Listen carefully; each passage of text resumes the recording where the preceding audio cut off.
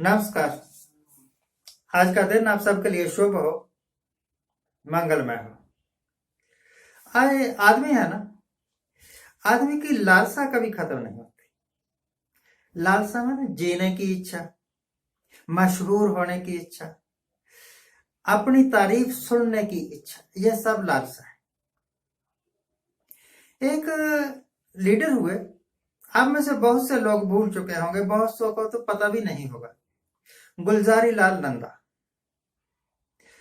बहुत बार वो एमपी बने, मिनिस्टर भी बने होंगे, कभी कभी जिंदगी में प्रधानमंत्री नहीं बन सके, परंतु एक्टिंग प्रधानमंत्री मतलब कभी 2 दिन के लिए बनना, कभी 4 दिन, काम चलाऊ प्रधानमंत्री बने वो 2-3 बार।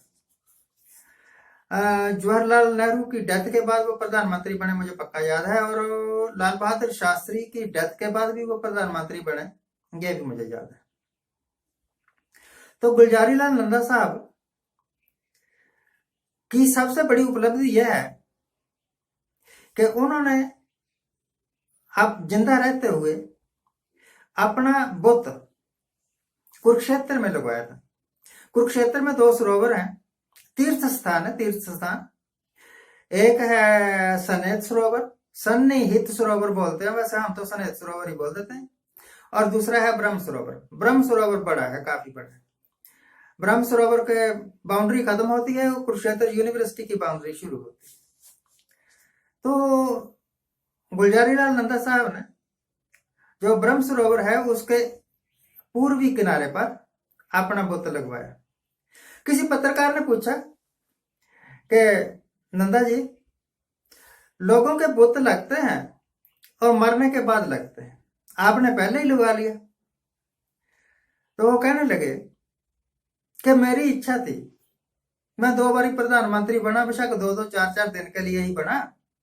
मेरी इच्छा थी कि मेरा एक बुत लग जाए और मैंने लगवा दिया। यही मेरी उपलब्धि है। यह उपलब्धि नहीं है, यह आपकी लालसा है कि मरने के बाद लोग मुझे देखें और फिर मेरी कहानियां करें। ये किसका बुत है? ये गुलजारी लाल नंदा का बुत। ये गुलजारी लाल नंदा कौन था? फिर लोग एक दूसरे का बताएं कि ये था गुलजारी लाल नंदा। ये कोई उपलब्धि नहीं है, इट इज नथिंग।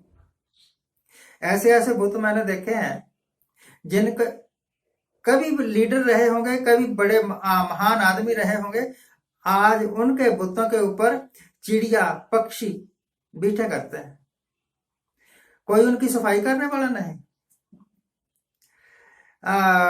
क्या बोलते हैं, मायावती ने भी एक बार मुख्यमंत्री बनी ना और बुत लगवाए। और बहुत सारे लीडर्स हैं जिन्होंने अपने बुत लगवाए। कल एक उद्घाटन हुआ मोटेरा स्टेडियम का, और मोटेरा स्टेडियम का नाम कहते हैं कि रखा गया है प्रधानमंत्री नरेंद्र मोदी के नाम पर।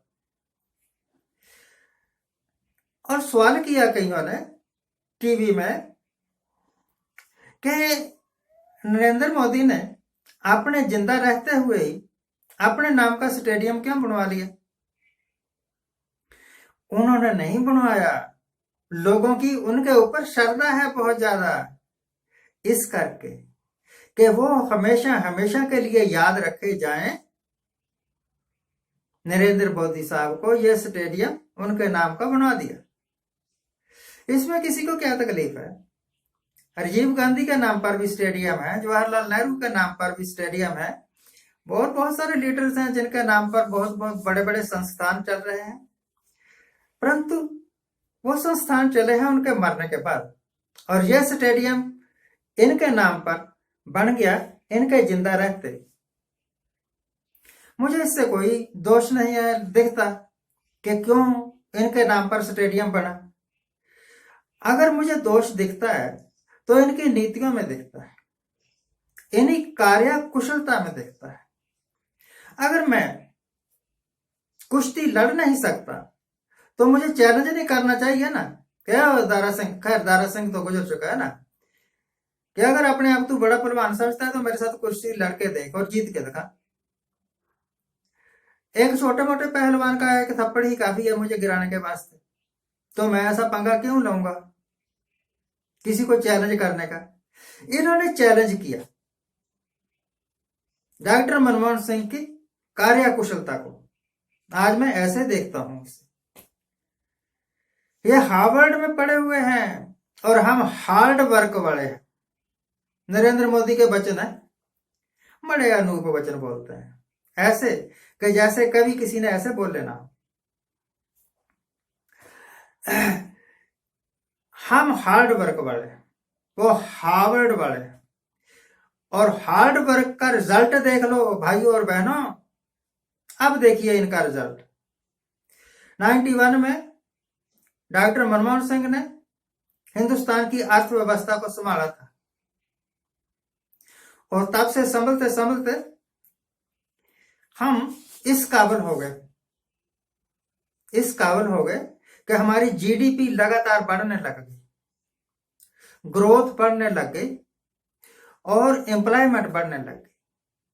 बहुत सारी चीजें ऐसी होती हैं जो की नहीं जा सकती, परंतु उनको भी इन्होंने संभाल लिया। सबसे बड़ी चीज डॉक्टर मनमोहन सिंह ने की कि उन्होंने इन्फ्लेशन को कंट्रोल में रखा। तो ये हार्ड वर्क वाले आए, बहुत सपने दिखाए थे। हम तो इनको सपनों का सौदागर कहते हैं, या फिर सुल्तान आजम हिंद कहते हैं। सुल्तान वो जिसको सिर्फ अपनी परवाह है, दूसरी किसी की परवाह नहीं। और सपनों का सौदागर वो जो सिर्फ गप्पे मारता है, करता कुछ नहीं, कर कुछ सकता ही नहीं। इनको ना तो अर्थव्यवस्था की समझ थी, ना देश चलाने की समझ थी, इनको सिर्फ लंबे लंबे भाषण देने की समझ थी। रिजल्ट ये निकला कि ग्रोथ सेक्टर बैठ गया, डेवलपमेंट रुक गई, कंपनियां फेल हो गई और बड़े बड़े कल कारखाने फेल हो गए। अब इनको सिर्फ एक ही रास्ता दिखता है और लगातार उस पथ पर चल रहे हैं। वो रास्ता है कि सरकारी संस्थानों को बेच दो, सरकारी जमीनों को बेच दो, उससे जो पैसा आएगा उससे देश चला लो। कब तक चलाओगे ऐसे उस देश? 28% तक आप टैक्स लेते हैं। अगर कोई 1 लाख रुपए की चीज है ना, और आप उसको खरीदने जाए तो आपको 1,28,000 देने पड़ेंगे।